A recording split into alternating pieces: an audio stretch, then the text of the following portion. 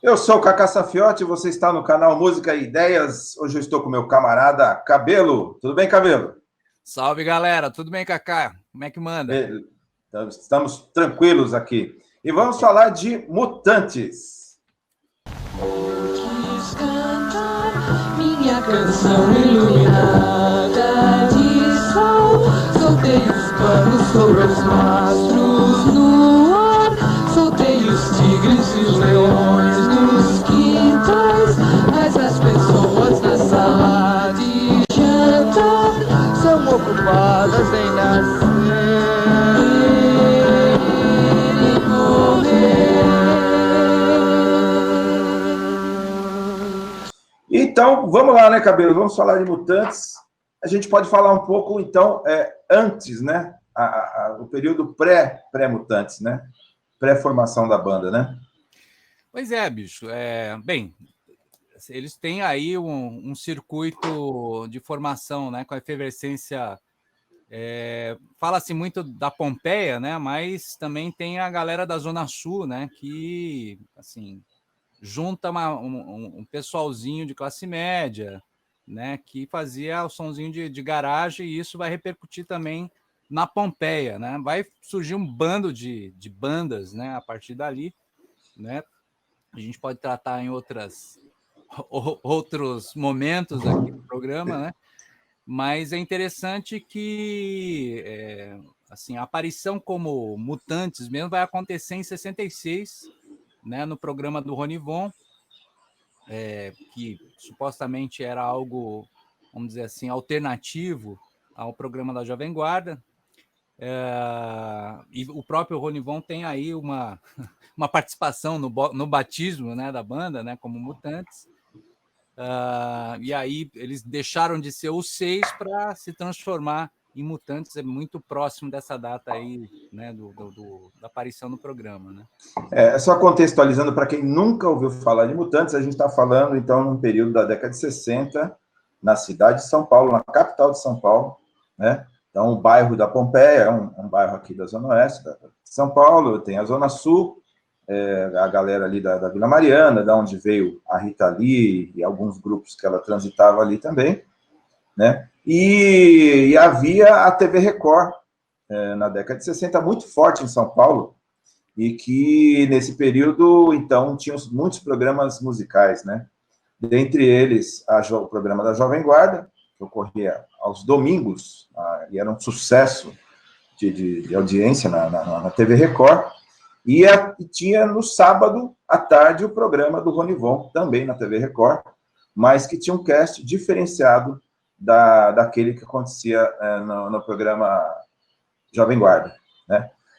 O Mutantes tentou tocar, né, no programa da Jovem Guarda, no começo de carreira deles, mas eles tiveram problemas de aceitação lá, primeiro porque tinha o mesmo formato dos apresentadores do programa Jovem Guarda, que eram 2 rapazes e uma garota, Roberto Carlos, Erasmo Carlos e Vanderleia. E o Mutantes, na sua primeira formação também, o Sérgio, o Arnaldo e a Rita, 2 rapazes e uma garota. Isso gerou um conflito com o programa Jovem Guarda. E outra coisa é que eles queriam, eles faziam questão de tocar ao vivo, com seus equipamentos, mostrando os fios, né, tudo uma coisa muito orgânica. E no programa Jovem Guarda, eles tinham mais como a questão do cenário, tudo muito clean, tudo muito, né, muito bonito, e não queriam que mostrasse os amplificadores, e que eles teriam que tocar com playback, né. Mas a primeira aparição, realmente, então, dos Mutantes na mídia da época e que começam a se tornar conhecidos no programa do Ronivon, né? Isso aí, Cacá. É isso. Bom, e a partir do programa do Ronivon, eles começaram a tocar ali no programa do Ronivon, também fizeram algumas aparições na TV Bandeirantes, não me recordo ao bem ou certo aqui qual é o programa, mas a partir essas aparições, e no programa Ronivon eles tocavam muito Beatles, também faziam coisas de misturar rock com música clássica, né? Chegaram a tocar marcha turca, né?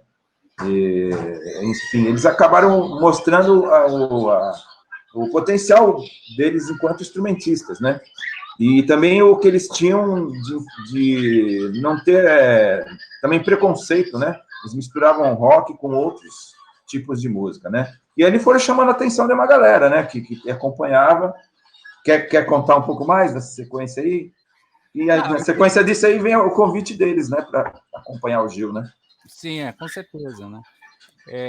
Bem, o interessante é que eram, assim, tem a questão dos instrumentistas, né, mais notáveis, né, mais destacados, a partir do Serginho, era um cara que estudava, né, se dedicava, um moleque que permanentemente estava vendo as possibilidades da guitarra. O Arnaldo, nessa época, estava no baixo. Outra coisa bastante interessante, né, que o irmão deles, né, o Cláudio, né, que é considerado o quarto mutante, era o cara que construía, né, os equipamentos e mesmo a guitarra, o baixo, com recursos que a gente não tinha na época disponível aqui no equipamento brasileiro e de fora era caro para importar, né? Então o cara, não só construiu os instrumentos, mas também os equipamentos, né? Que forneciam as possibilidades de efeitos, né? Wah-wah e coisas que tais, né? A gente vai chegar lá, né? Mas tem o caso do wah-wah, né? Que não era wah-wah. Ele tenta, wah-wah e tem o wah-wah. Que ele tentando criar um wah-wah, ele fez um que privilegiou as frequências um pouquinho mais graves, né? Uhum. E criou uma coisa parecida com o wah-wah, só que era o wah-wah, e que você ouve naquela música dia 36, né? Que já está no segundo álbum. Mas a gente vai chegar lá. Beleza. Só queria pontuar uma coisa aqui que é lógico que a gente está... uma das referências bibliográficas é esse livro aqui, que na época a gente ficou doido quando saiu em 95, né? Sim. Mas tem recentemente o livro da Rita, né? A autobiografia, né? E é legal a gente comentar assim, que ela tem um rancor com muita coisa da época, né? Tudo que a gente vê acumulando de histórias mutantes, parece que ela nega algumas coisas, ou sei lá, né?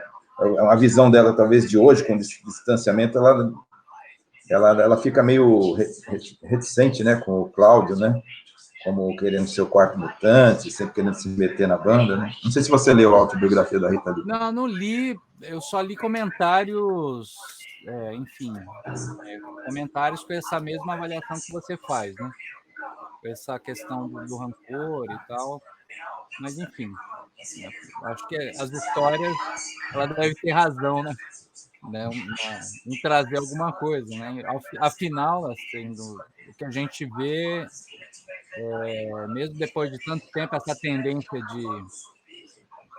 de retomadas de bandas, por exemplo, que houve, inclusive com Mutantes, ela não participou, né? E ainda é taxativa, né? Os velhinhos ali querendo se divertir e tal. Ou seja, tem uma coisa meio pejorativa, né? Na autobiografia dela, toda vez que ela se refere aos irmãos, ela fala os mano. Ela se refere a ele como os mano. Não, é muito doido isso, né? Mas eu imagino que tem lá os motivos dela, né? Verdade. A gente nunca vai saber de fato a verdade dos fatos ali, né? A galera que estava em torno se fala de muita mágoa, de tristeza, mas ninguém revela o que de fato aconteceu, né?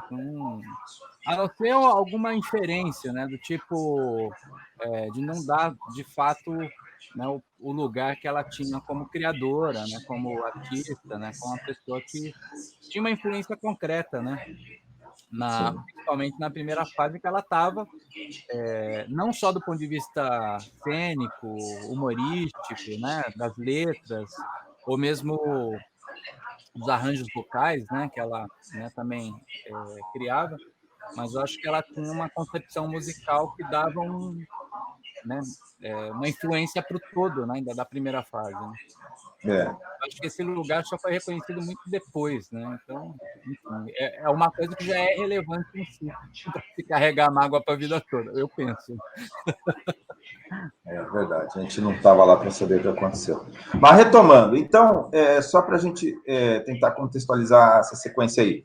Eles, então, tinham uma exposição bastante significativa no programa do Ronivon, né? E aí nós estávamos na época dos festivais da Record, né? E aí no festival, se eu não me engano, se eu estiver falando besteira, você me corrige, de 66 ou 67, que teve o Domingo no Parque.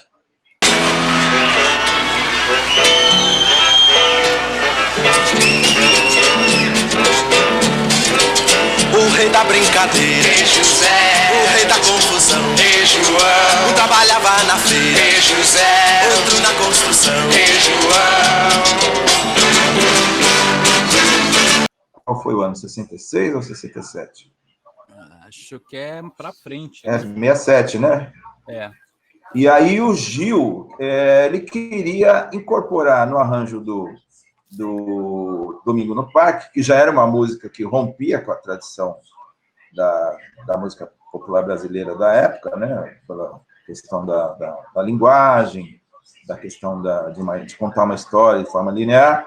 Ele teve a ideia, não sei se você lembra disso, isso tem no livro, ele quis convidar o Quarteto Novo para acompanhar. Na verdade, não era para estar o Mutantes, ele queria o Quarteto Novo. Para quem não sabe, o Quarteto Novo tinha o Hermeto Pascoal, Theo de Barros, o Ayrton, o percussionista, e mais, estou esquecendo do quarto aqui, desculpa. Mas quando ele citou que, na verdade, ele queria uma intervenção do Quarteto Novo, meio na onda dos Beatles, os caras fizeram a cruz, assim, como se estivesse fugindo do diabo, né? Imagina que o Quarteto Novo ia fazer uma intervenção com uma pegada Beatles. E aí alguém sugeriu os Mutantes, por ter essa ligação, né? Com esse tipo de intervenção mais roqueira, né? De um som mais universal, né? E aí que ocorre o convite, né? Para eles tocarem com o Gil na música Domingo no Parque. É interessante essa observação, porque o Quarteto Novo era novo mesmo, né? Só que tinha uma pegada mais jazz, né? Ligada à música popular brasileira, que estava, vamos dizer, numa pegada mais contestadora e tal, e era instrumental, né? O repertório deles tinha lá Geraldo Vandré, na época, né? Então era uma outra tribo, né? Que não se misturava. Muito embora eu penso que, do ponto de vista da experimentação na música instrumental e ligada mais ao jazz, né? Os caras tinham uma pegada que tinha a ver com o Domingo do Parque, com certeza, né? Sim, né? Mas não tinha, talvez, o que o Gil buscava ali na questão mais universal, que era a questão do rock, né? Ele já vinha com uma influência de estar conhecendo os Beatles, talvez até Jimi Hendrix, né? E aí o fato é que eles foram convidados, eles eram bastante ainda novos, né? E talvez inexperientes, né? Mas eles conseguiram se aprender a questão toda ali muito rápido, né? Me parece que as músicas estavam cifradas, né? E na época eles não conheciam cifras, e aí foi apresentado o código para eles, que em poucos minutos eles dominaram tudo e já estavam tocando, lendo as cifras e acompanhando o arranjo, né? Uhum. E aí teve a questão dos vocais, né? A Rita participando com os vocais ali no Domingo no Parque. E acontece que então eles se apresentam com o Gil, causam um tremendo furor, né? Muito sucesso, né? A música não é a vencedora, mas eles ganham como melhor arranjo, né? Do Rogério Duprat, né? E estabelece o primeiro contato deles, então, com a galera que viria a se tornar a galera tropicalista, que a ideia de tropicalismo ainda estava se formando aí, nesse contexto, né? Pois é, o Rogério Duprat, ele tem essa participação, né, na questão do arranjo, e é também quem vai trazer os Mutantes para a ideia, na substituição, ou seja, vai acomodar aí esse encontro, né? E vai ser responsável por várias outras intervenções, né, junto com os Mutantes, vai inclusive ter disco do próprio Rogério Duprat, né, configurando grupos, arranjos, participações, onde os Mutantes também têm participação, né? Que vai dando projeção para a banda, né? E aí é interessante também que assim, o festival é de 67, né? E o primeiro disco dos Mutantes sai em 68. Exatamente. Esse acúmulo de 66 a 78, né, de participação na cena, né, com festivais, programas de TV e tal, é que vai dando aí o cacife para os caras, né, conseguirem emplacar o primeiro disco, né? Que em torno dessa questão do festival, né, você tem o Domingo no Parque, tem Alegria, Alegria, né, em que o Caetano foi acompanhado pelo Beast Boys, né, uma banda argentina, né, também roqueiros, guitarras elétricas, essa coisa toda, né, então tem essa junção, né, de uma galera que nasceu com a influência de João Gilberto, da Bossa Nova, né, o Caetano, o Gil, mas eles queriam romper com essa tradição, né, com respeito à Bossa Nova, respeito ao João Gilberto, mas achavam que tinha se esgotado aquela fórmula, né, e queriam dar um passo além, né. É muito louco uma contradição da época, né? A questão da passeata contra as guitarras, né? E o Gil é um cara que participou dessa porra toda, né? Ele disse que ele foi em respeito à madrinha dele, né? A Elis, né? Foi constrangido, né? Mas ele foi por conta de respeito à Elis, que meio que convocou ele, né? Sim, não, e mais tarde a própria Elis também. Diz que aquilo foi uma coisa horrenda, né? Uma bobagem. Mas era muito alimentado pela própria televisão, né? Na verdade, a gente dá talvez uma força política para aquilo muito além do que era. Na verdade, era só uma questão de marketing da TV Record, né? Pode ser, mas eu acho que não era só isso não, viu, Cacá? Porque, assim, de fato tinha um acirramento ideológico, né? Onde tinha uma galera à esquerda, muito influenciada pelo PTzão, nacionalista, né? Uma coisa de valorização da cultura brasileira contra o imperialismo, lá, e tinha uma galera que, desde lá do começo dos anos 60, né? E aí você tem a ala esquerda da Bossa Nova, que começa também os movimentos sociais, o Lira, Caneca e tudo mais. Isso tem um estofo, né? Tem uma galera que ganha para essa discussão, né, da defesa da música brasileira. O Tom Zé era um tropicalista, mas ele foi um cara que, um bom período, ele era meio que funcionário, né? Ele era bancado pelo CPC, né? Sim. E ele estava dentro desse movimento estudantil, de fazer música engajada e tal, né? Mas é curioso, né? Mas depois ele rompe, né? Ele se junta aos tropicalistas, né? Sim. Mas uma coisa curiosa, que é também contraditória, é que, essa galera da Bossa Nova vinha do jazz, né, bicho? Então, do ponto de vista de se influenciar pela música internacional, né, seja norte-americana ou de outras partes, faz parte, inclusive, do movimento da própria cultura, de liberdade, da arte, e da gente ter um olhar de que, ou seja, nós somos internacionalistas, a classe trabalhadora é internacionalista. Que porra é essa de você não ouvir o que é produzido pelos trabalhadores do mundo inteiro, né? Então, enfim, né? Não tem a ver simplesmente com uma tentativa de imposição da cultura norte-americana, né?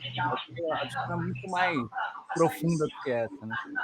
Mas bola para frente. Aí dos festivais, Cacá, também a gente registrar a participação dos Mutantes como mutantes propriamente, não como acompanhantes, né, compondo aí o arranjo de um e outro. Né? É claro que eles também vão contribuir com a participação do Caetano, por exemplo, no Proibido é Proibir, onde eles são vaiados, interrompe a porra da música e tal. Sim. Mas tem participação dos Mutantes com o Ando Meio Desligado, por exemplo, em 68. Né? Em 72 tem o Mande um Abraço pra Velha. Não, até antes. Tem músicas do segundo LP, de 69, que eles defenderam em festivais também. Se eu não me engano, acho que foi o quê? Acho que foi Fuga número 2. Deve ter sido essa, ou o Caminhante Noturno, enfim. O Don Quixote, não, Don Quixote, né? Don Quixote fez também parte, que é uma música do segundo álbum, né? Sim. Mas vamos lá, vamos botar a ordem aqui na carroça, aqui, a gente está atropelando os fatos. É um vai e vem. É mutante. Mutante. Está sendo mutante.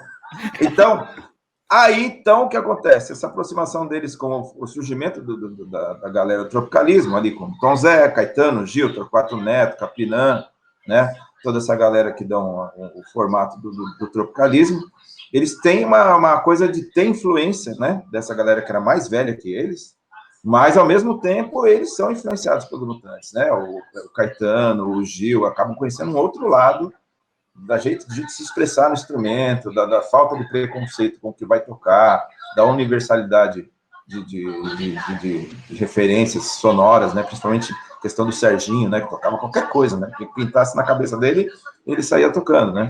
Então, foi uma liga muito interessante entre os tropicalistas da fundação do tropicalismo e os Mutantes, né? Isso influencia de tal maneira o primeiro álbum deles, né? Os Mutantes de 68, né? E uma boa parte do repertório participação dos tropicalistas, né? Você tem Bands at Circense, que é Gil e Caetano, você tem Baby, Caetano Veloso, vocês têm a Deus Maria Fulô, que é uma releitura, né, de Humberto Teixeira e Sivuca, né, que já é uma influência da questão dos tropicalismos, Bate Macumba, do Gilberto Gil e Caetano Veloso, Trem Fantasma, Caetano Veloso, em parceria com os Mutantes. Na verdade, os Mutantes têm como música deles mesmo no primeiro disco, é o Senhor F, né? E só, né? Minha Menina Jorge Ben, e tem uma versão em francês também. Enfim, eles estão muito ainda na cola dos tropicalistas no primeiro disco. Né? Sim. E, assim, uma marca do conjunto de gravações aí é a experimentação, né? A irreverência.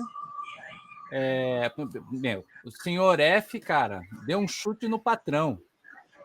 Menos 68, né, cara? Né? Já dava a linha ali. Não sei se eles tinham consciência disso, mas, para a luta de classe, um ponto na resistência já faz muita diferença. Tinha uma relação com os concretistas também, né? Sim. E Bate Macumba tem uma questão gráfica, né? Da própria letra, né? Sim. Ela começa com bate, macumba. Quer dizer, vai gerando uma pirâmide, né? Sim, é muita influência, que também era uma grande influência dos tropicalismos, né? A questão do concretismo, né? Dos irmãos Campos, né? E tem isso também, né? Nesse primeiro disco, né? E tem as questões das inventividades sonoras, né? Como aquela... Putz, o meu francês é dali da esquina. Le Premier Bonjour Conquer. Se você puder me ajudar, uma música em francês. Não vou conseguir falar o nome da música. Mas que no estúdio eles quiseram tirar o som do chimbal, do hi-hat, como uma bomba de Fleet. Bom, primeiro que bomba de Fleet... Ontem mesmo eu estava vendo uma coisa do Cazuza, né? Eu queria ter uma bomba, né? Um Fleet, uma bomba de Fleet, um Fleet paralisante. Ninguém sabe o que é bomba de Fleet, né? A gente sabe que a gente é velho pra caramba, né? Podia ser um inseticida, né? Um inseticida, mas não existia isso. Na época era um recipiente, né? Você colocava o inseticida ali, né? E tinha uma bombinha, né? Que você fazia... né? Isso era, então, o Fleet, né? E eles usaram uma bomba de Fleet nessa música que é em francês, né? Hoje em dia é um borrifador, né? Que você isso. Faz o mesmo efeito. Mas não tem a coisa da alavanca, né? De fazer. Não tem. E disse que isso, eu já não sei se é lenda, né? Que eles tentaram primeiro com água, né? E não ficou bom, eles acharam que o melhor som mesmo, do agudo, né? Da bomba de Fleet era com inseticida, né? E deixaram o estúdio todo repleto de inseticida, né? Para tirar o som do chimbal. Né? Dedetizaram. Dedetizaram, deixaram tudo muito bem detetizado. Só fazendo a correção aqui, ó, tô com a colinha aqui. Ainda tem a faixa Tempo no Tempo, né? Ainda no primeiro álbum, né, Os Mutantes. E Aves Gengis Khan, que é uma música mais ou menos quase que um instrumental, né? E Tempo no Tempo, ela vai aparecer lá depois na frente, né? No Mutantes, no País dos Bauretes, né? Ela é meio retomada ali, né? E mostrando que eles estavam fazendo a transição para o rock progressivo, né? Quando eles citam Tempo no Tempo, né? Bom, e aí em 69 a gente tem o segundo álbum deles, que é Mutantes. Já não temos Os Mutantes, somente Mutantes, né? Sim. E é um álbum muito interessante. Álbum em que ela noiva com os dois. Sim. E... Isso aqui dá pano para manga para a época, né, bicho? Porque, imagina, é claro que uma menina, já, né, no meio de dois caras, já criaria um estranhamento, né? Mas essa relação com o casamento, né, em si, já era uma provocação ferrada, né? Na época, pro lançamento do disco, tem foto deles, né, com ela na cama, com os dois, né, para promoção. É uma provocação moral interessante e escandalosa, né? No contracapa do próximo, né, que vem depois, né? Divina Comédia ou Ando Meio Desligado, né? É na contracapa desse próximo, né? Você tem ele aí? que tem essa foto? Do Ando Meio Desligado? Não, é Divina Comédia ou Ando Meio Desligado? É aí, essa aí.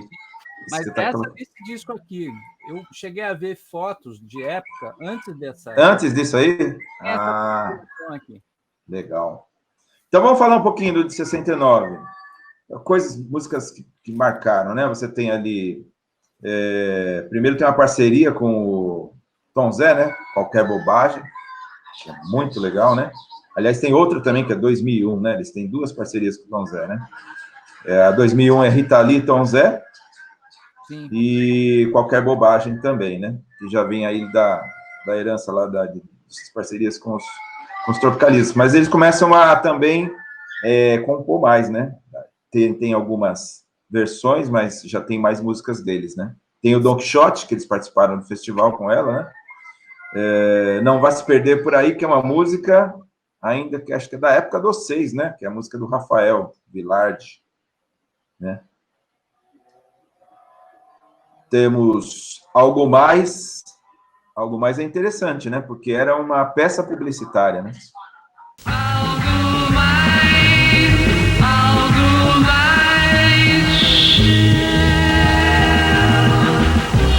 Olha minha mão, vamos passear, vamos voar. E a partida, acelere a vida com ICA. Vida no tanque, Shell, super no carro, vida no ar. Algo mais. Shell é vida no seu carro. Uau! Exato. Da Shell, né? Da Shell. É a propaganda da Shell. E que eles foram um pouco crucificados com isso, né? Estarem...